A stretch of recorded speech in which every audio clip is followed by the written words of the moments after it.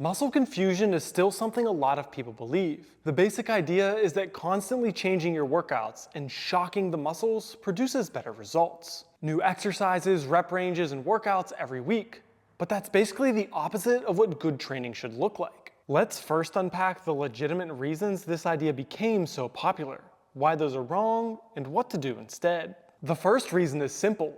Novelty makes you sore. If you constantly do new things, you will be sore after. And naturally, people associate soreness with a good workout. If you wake up the next morning and can barely walk down the stairs, you're likely thinking, that was a killer lift. But soreness isn't a very good measure of whether your training is actually producing the result you want. It doesn't reliably predict gains in strength, speed, or muscle mass. Soreness is just one signal. And in context of a good training program, it can give you some useful feedback. But getting sore isn't the goal. There is a quote I love regarding training. Any jackass can make you sweaty and tired. And I would throw in sore. I can make you run all day and guarantee you'll be exhausted. But that doesn't mean it was helpful or appropriate. The second reason muscle confusion became popular is that constantly changing your workouts can make training more fun. And I definitely don't want to completely dismiss that.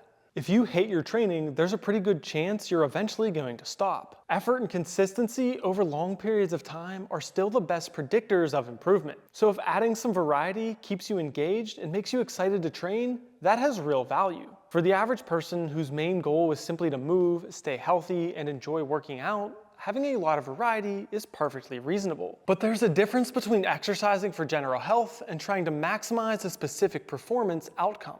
If you're trying to significantly improve in anything, like build more muscle, get stronger, run faster, jump higher, or improve sport performance, constantly changing what you do is counterproductive. And the last reason muscle confusion seemed to work so well was because a lot of the programs built around that idea were done by beginners. You saw this with the exercise DVDs and home workout programs like P90X. Someone who hadn't been training much was suddenly starting to work out hard several times a week, and they started getting results. Of course they did. They went from doing very little to working out hard. When you're a beginner, almost any reasonably hard and consistent training program can produce noticeable improvement because you have so much room to adapt. As you become more experienced, you can't just do random hard workouts and expect that progress to continue. You need a system around progression. So what should you do instead? First, understand your goal isn't to maximize soreness, exhaustion, or sweat. Your goal is progress. And I know that sounds ridiculously obvious. Progress produces progress. But people don't often train that way. They judge workouts by how tired they feel. What I want to know is, did something actually improve? Can you lift more weight, run faster, run longer, do more volume, etc.? Depending on the goal, there are a lot of different ways progression can happen. But there needs to be some measurable direction. That's progressive overload. You expose your body to a training stimulus, your body adapts, then over time you gradually increase the challenge, so there's reason for further adaptation. Adding 5 pounds, a rep, adding a set, or decreasing rest periods can all be valid forms of progression. This is actually one reason barbells work so well. If you squat 200 pounds for 5 reps this week and 205 pounds for 5 reps next week, that is an extremely small change. But repeating small improvements like that over months and years become massive changes. That's how long-term training and adaptations work. Small progress stacked over a very long period of time. Now compare that to changing everything every workout. Where does the progress come from? Hard doesn't mean progress. Progress means progress. The question isn't just how hard was that workout, the question is, am I improving? And is my training set up so I can continue improving? Your muscles don't need to be confused. They need a consistent stimulus that can be progressively increased. Although, this can be taken too far. Because I've talked many times on this channel about the importance of rotating your training stimulus. You should not decide, I'm gonna back squat 5 sets of 5 for the rest of my life. Eventually, something is going to stop progressing. You will hit a plateau in whatever primary goal you're trying to progress forward. It might be strength, muscle gain, recovery, or you just become mentally drained. So variation matters. The difference is that planned variation is not the same thing as random variation. You want to use a stimulus long enough to make meaningful progress from it. Then, when progress slows down or your training goals change, you adjust the stimulus. That could mean changing the exercise, rep range, volume, or intensity. It could even mean changing the entire emphasis of your training. For example, moving from a more strength-focused phase into a more speed-focused phase as an athlete. So how often should you actually change exercises?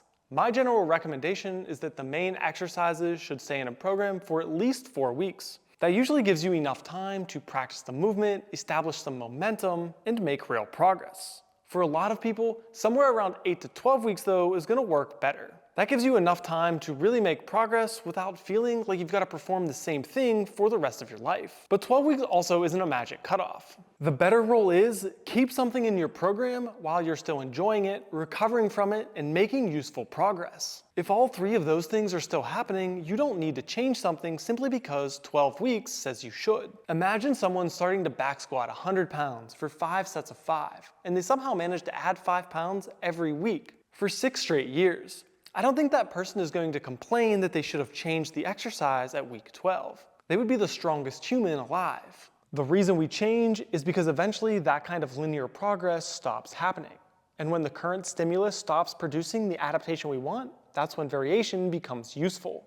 And variation isn't just changing exercises. It could be rep range, moving from higher reps with lighter loads to lower reps with heavier loads. You can change the effort level per set. Maybe one phase uses more volume while staying a couple reps shy from failure, while another uses less volume but pushes sets to failure or even beyond using things like drop sets. Or you could change primary focus, shifting from more heavy lifting and strength work to something like more sprints and speed work. You could also keep some exercises stable while rotating others. Your primary movements might stay very consistent because you want to track performance. Your accessory exercises might rotate more frequently because you're using them to attack different weaknesses or simply provide some variety. And of course, these changes should be structured around your goals. If you want to get stronger, you should probably adjust the variation in terms of adding more load. If you want to be faster, it might be less weight or less lifting in general and adding something like more sprints and jumps to your program. Structured variation with a clear goal in mind, not random chaos. And if you remember one thing from this video, make it this. We want consistency with a clear goal, planned progression, and variation when it moves us closer to that goal. If you want to go deeper into exactly how I put all this together, I have a full Creating a Training Program playlist where I cover things like workout structure, training splits, progressive overload, exercise selection, and how programming should change as you move from beginner to advanced. Drop any specific questions or your situation in the comments, and I will help you figure out the best approach.